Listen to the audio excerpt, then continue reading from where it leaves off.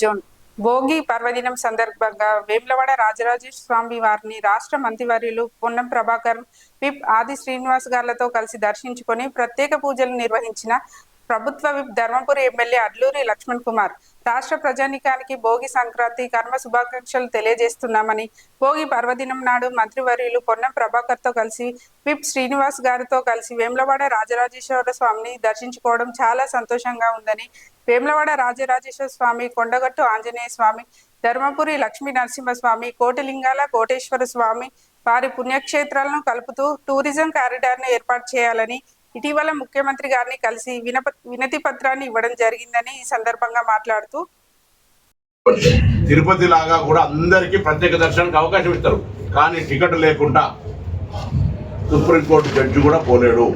ఇక్కడికి కూడా ఎవరైనా ప్రోటోకాల్ వినియోగించుకోండి అధికారులకు చెప్పి, మేము కూడా మా దగ్గర నుంచి వచ్చే సిఫార్సులకు సంబంధించి ప్రోటోకాల్ ఇస్తాం. కానీ అక్కడ రుసుము దేవాలయ ఆదాయము ప్రత్యేకమైనటువంటి ప్రాధాన్యత పొందుతున్నటువంటి రుసుముగా భావించి దాన్ని కట్టినట్టయితే వివిధ దేవాలయాల్లో ఉంది. ఇలా శ్రీశైలం ఉంది, మిగతా చాలా దేవాలయం ఉంది. వేములవాడ రాజరాజేశ్వర స్వామి ప్రాంతాన్ని అభివృద్ధి చేయాలి. కొన్ని ప్రభుత్వ తరఫున కొన్ని నిధులు ఇచ్చినప్పుడు అవసరం పడితే దేవాలయం కూడా ఒక ఆర్థిక పరిపుష్టితో ఉండాలి అనే ఆలోచనతో అడుగుతారు తప్ప ఆ వచ్చే భక్తులను ఇబ్బంది పెట్టాలని ఇంకోటి కాదు. నార్మల్ భక్తులు అందరూ కూడా వాళ్ళకే ప్రాధాన్యత, అందరు టికెట్ తీసుకొని రమ్మని ఎవరు. మా కులదైవం, మా తాతలు, మా నాయనమ్మ, మా పూర్వీకుల నుంచి ఆ స్వామివారి పాదాల కాడ ఉండేవాళ్ళు. ఆ స్వామివారి దయతో ఈరోజు ధర్మపురి శాసనసభ్యులుగా, ప్రభుత్వ విప్పుగా అనుకోకుండా మా గౌరవ మంత్రివర్యులు ప్రభాకర్ అన్న గారు, మా శాసనసభ్యులు, మా ప్రభుత్వ విప్పు శ్రీనాన్న గారు మంచి పర్వదినంన ఆరుద్ర నక్షత్రం పౌర్ణమి రోజు సోమవారం రోజు స్వామివారి యొక్క దర్శనము మరియు అభిషేకం చేసే అవకాశం దొరికినందుకు స్వామివారికి మేము కూడా మేము మర్చిపోలేదు.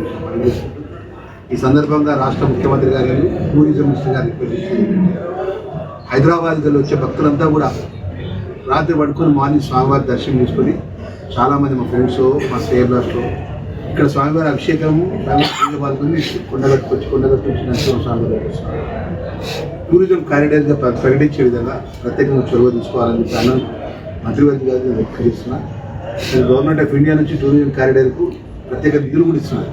మొన్ననే జూపల్లి కృష్ణారావు మినిస్టర్ గారు కూడా ఇక్కడ మొదలైతే స్వామివారి దర్శించుకుని కొండగట్టు ఆంజనేయ స్వామి గారు స్వామిని, అదేవిధంగా ధర్మపురి లక్ష్మణ స్వామి, గోదావరి పవిత్రమైన గోదావరి, పక్కనే కోట్లింగాలు ఉంటాయి. ఈ విధంగా చేస్తే ఇటు నుంచి పోతే మనం ఈ విధంగా జీవితాన్ని టూరిజం కారిడార్గా ప్రకటించి గవర్నమెంట్ ఆఫ్ ఇండియా ఏదైతే రాష్ట్ర ప్రభుత్వం ముఖ్యమంత్రి గారు, టూరిజం మినిస్టర్ గారి ద్వారా పెద్ద ఎత్తున నిధులు తీసుకొచ్చే విధంగా మంత్రి వారు చొరవ తీసుకోవాలని సందర్భంగా మనం చేసుకుంటాం.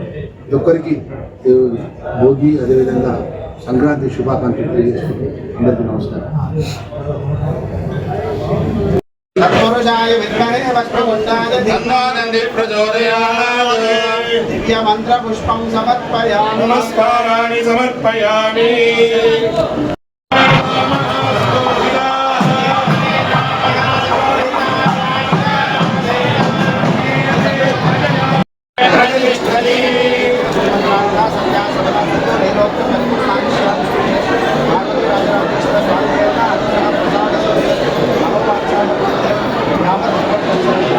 తథాస్తు.